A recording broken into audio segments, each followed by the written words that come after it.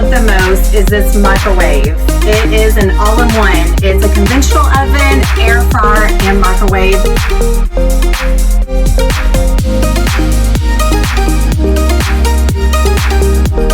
One of the great things about this van is it came with a 10-foot countertop, which is a plus.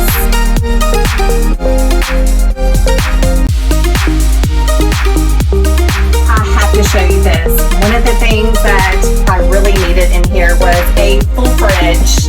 And we have a little freezer, which is enough space for everything that we need. And here's the control unit of our lights, ceiling fans, water heater, everything we need. The water heater, we rarely have to push this because it automatically heats up with the engine. But if we do need it, we just push this little guy right here.